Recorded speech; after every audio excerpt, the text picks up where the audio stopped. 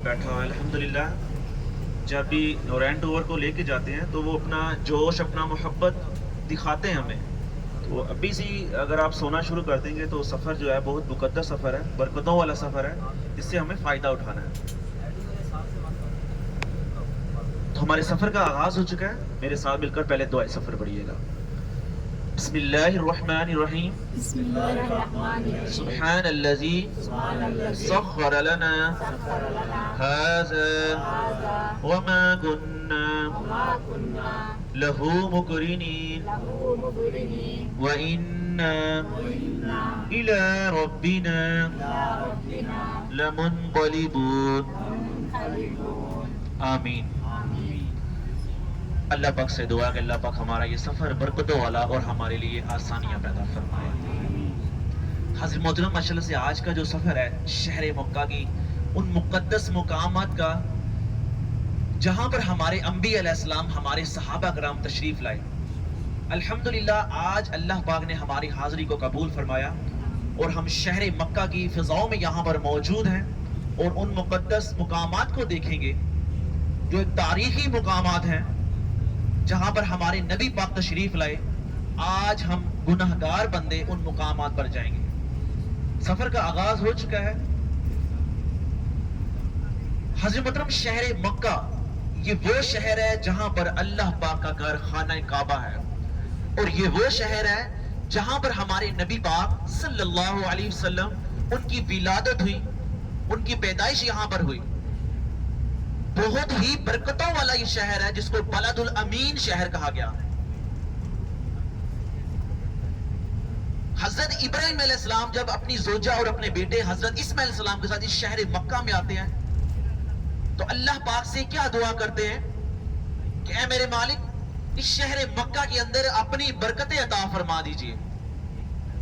अल्लाह के नबी अल्लाह से क्या दुआ कर रहे हैं कि शहर मक्का के अंदर अपनी बरकतें अता फरमा दीजिए।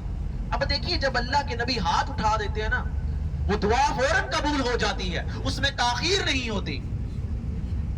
अब हम गुनाहगार नहीं कि हम हाथ उठाएं, हमारी दुआओं में ताखीर हो जाए, उसकी भी क्या वजह है? जो हमारी दुआओं में ताखीर हो जाती है वो कबूल नहीं हो पाती। माज़अल्लाह कभी कभी हम शिकवा करने लगे थे अल्लाह पाक से कि अल्लाह पाक हमें सुन नहीं रहा।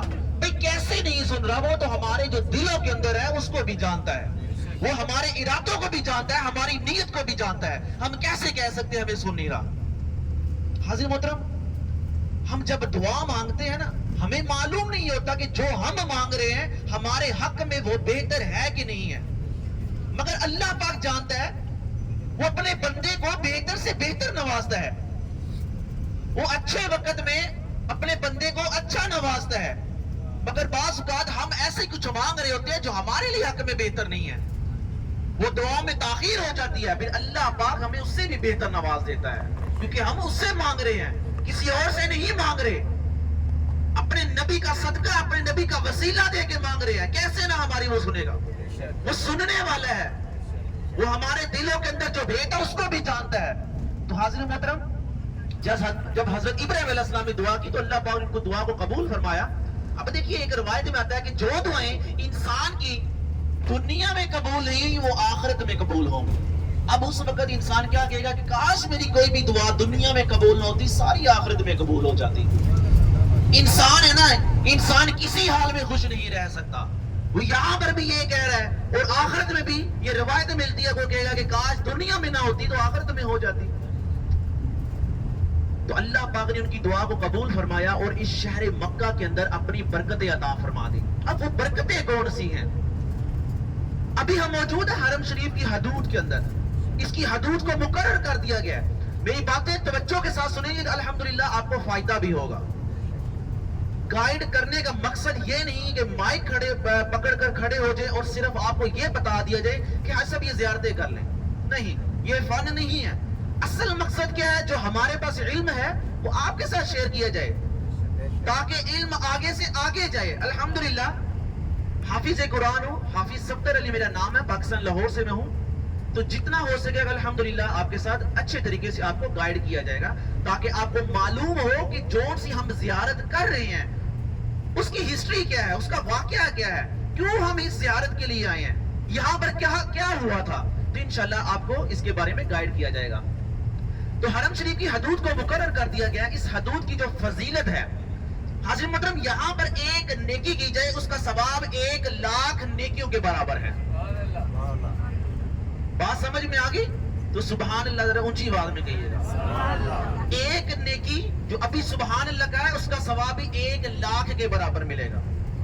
یہ اللہ پاک نے شہر مکہ کو اتنی برکتوں سے یہاں پہ نوازا ہے کہ قدم قدم پر نیکی ہے. ایک بار سبحان اللہ کہا 1,00,000 کا ثواب مل جاتا ہے. تو حضرت محترم اس کا دوسرا رخ بھی دیکھیے, اس کے اپوزٹ جب جائیں تو یہاں پر اگر معاذ اللہ ایک گناہ ہو جاتا ہے وہ بھی 1,00,000 کے برابر ہے. اللہ اکبر. یہ وہ مقام ہے, یہ وہ سرزمین ہے, یہاں پر سختی بھی ہے, یہاں پہ نرمی بھی رکھی گئی ہے. نرمی کن کے لیے؟ جو اللہ کے نیک بندے ہیں, اللہ کے بتائے ہوئے رستوں پہ چلتے ہیں. اور سختی کس کے لیے؟ جو مجھ جیسے گناہگار بندے ہیں, خطاکار بندے ہیں, سیاہکار بندے ہیں, جو یہاں پر بھی آ کر اپنے آپ کو بدل نہیں سکے تو وہ دنیا کے کسی بھی ممالک میں چلے جائیں, کسی بھی شہر میں چلے جائیں, وہ نہیں بدل سکتے. اگر شہر مکہ اور شہر مدینہ کی حاضری ہو چکی ان کو, تو اگر وہ اپنے آپ کو بدل نہیں نہ پائے تو وہ کبھی بھی نہیں بدل پائیں گے.